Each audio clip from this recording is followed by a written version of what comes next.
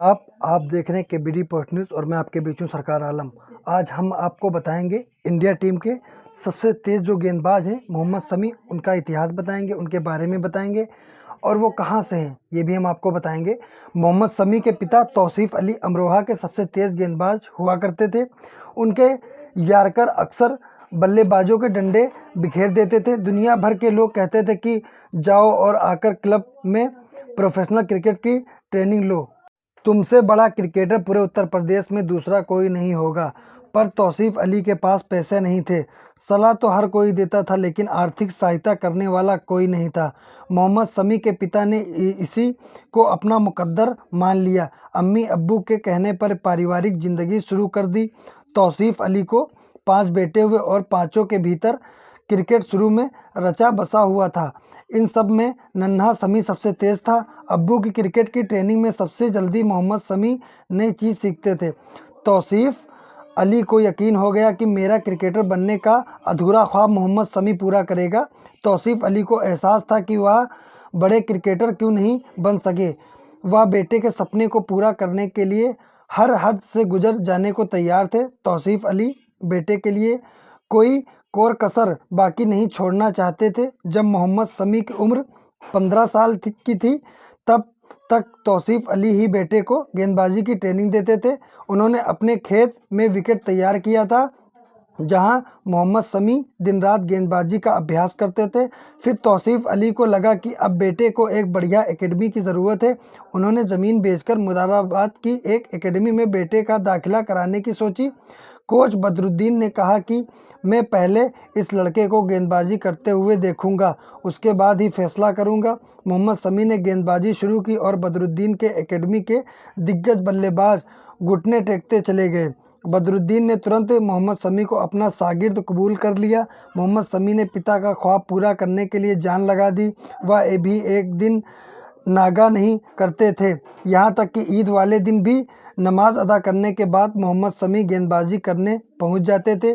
जब भी एकेडमी में कोई क्रिकेट मैच होता था तो मैच ख़त्म होने के बाद मोहम्मद शमी कोच से पुराने गेंद मांगते थे। एक दिन बदरुद्दीन ने पूछा कि तुम इनसे करते क्या हो? मोहम्मद शमी ने जवाब में कहा, रिवर्स स्विंग की प्रैक्टिस करता हूं। उस दिन के बाद से बदरुद्दीन खुद मोहम्मद शमी को रिवर्स स्विंग का अभ्यास करवाते थे। यूपी अंडर 19 टीम के ट्रायल के लिए बदरुद्दीन मोहम्मद शमी को खुद अपने साथ लेकर गए। सिक्लेयर्स ने मोहम्मद शमी के साथ भी वही किया जो भदोही के यशस्वी जायसवाल के साथ किया था। दोनों खिलाड़ियों से एक ही बात कही गई, अगले साल आना तब देखेंगे। बदरुद्दीन को लगा कि एक साल में मोहम्मद शमी बहुत आगे निकल सकते हैं। ऐसे में उन्हें यूपी क्रिकेट बोर्ड के भरोसे नहीं छोड़ा जा सकता। कोच बदरुद्दीन ने पिता से कहा, आप मोहम्मद शमी को कोलकाता भेज दीजिए, वहां क्लब क्रिकेट में अच्छा करेगा तो स्टेट की टीम में आराम से जगह बना लेगा। तौसीफ अली के पास कोई और चारा भी नहीं था। वह किसी भी सूरत में बेटे मोहम्मद शमी को भारत के लिए खेलते हुए देखना चाहते थे।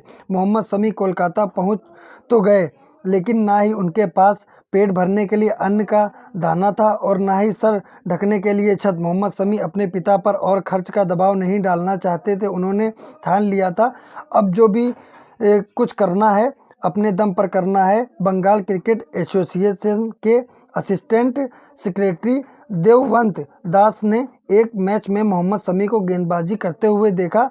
देवव्रत दास को समझ आ गया कि यह लड़का क्रिकेट की दुनिया में छा जाएगा। देवव्रत ने मोहम्मद शमी से पूछा कि तुम रहते कहाँ हो? मोहम्मद शमी कुछ बोल नहीं पाए। तेज भूख भी लगी थी। गुजारा बड़ी मुश्किल से चल रहा था, कभी रेलवे स्टेशन तो कभी बस स्टैंड। देवव्रत दास ने उसी वक्त मोहम्मद शमी को अपने घर पर रहने के लिए आमंत्रित किया। उन्होंने बंगाल के एक चयनकर्ता बनर्जी से कहा कि आप एक बार मोहम्मद शमी की गेंदबाजी देखिए। बनर्जी के सामने मोहम्मद शमी ने गेंदबाजी शुरू की। बड़े बड़े बल्लेबाज हिल नहीं पा रहे थे। मोहम्मद शमी अपनी गेंदबाजी से सिर्फ विकेट उखाड़ रहे थे। शुरू से ही शमी को बल्लेबाजों को बोर्ड करने के बाद जो आवाज़ आती है वह सुनना काफ़ी पसंद है। बनर्जी ने मोहम्मद शमी से कहा कि मैंने अपनी ज़िंदगी में बहुत से खिलाड़ी देखे। अधिकतर खिलाड़ी रुपए पैसे चाहते हैं, नाम इज्जत और शोहरत चाहते हैं, लेकिन तुम सच्चे खिलाड़ी हो। तुम्हें सिर्फ बल्लेबाजों को पवेलियन का रास्ता दिखाना है, इसके सिवा तुम्हारी कोई मंजिल नहीं है। इसके बाद बनर्जी के कहने पर मोहम्मद शमी ने मोहन बागान क्रिकेट क्लब ज्वाइन किया। वहां मोहम्मद शमी ने सौरव गांगुली के सामने गेंदबाजी की। दादा खुश हो गए। सौरव गांगुली वही हैं जिन्होंने वीरेंद्र सहवाग, हरभजन सिंह, युवराज सिंह और महेंद्र सिंह धोनी जैसे खिलाड़ियों का कैरियर बनाया। आज हम आपको नई बात बताने जा रहे हैं।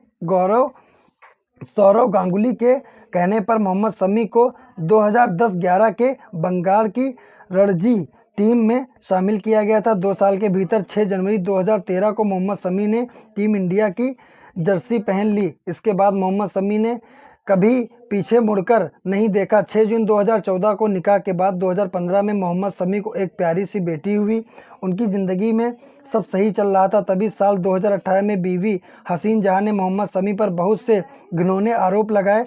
दहेज उत्पीड़न, मारपीट, दूसरी औरतों के साथ नाजायज़ संबंध और पाकिस्तानी नागरिक से पैसे लेना। मोहम्मद शमी को भारतीय टीम के कॉन्ट्रैक्ट लिस्ट से बाहर कर दिया गया। इस वक्त भी सौरव गांगुली मोहम्मद शमी के साथ चट्टान की तरह खड़े हो गए।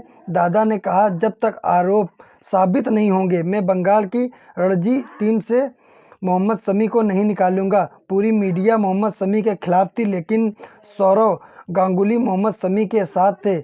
आखिरकार बीसीसीआई की एंटी करप्शन यूनिट ने मोहम्मद शमी को निर्दोष पाया और फिर उनका सेंट्रल कॉन्ट्रैक्ट दोबारा बहाल कर दिया गया। इस वर्ल्ड कप के 4 मैच में मोहम्मद शमी भारत के लिए सर्वाधिक 16 विकेट हासिल कर चुके हैं।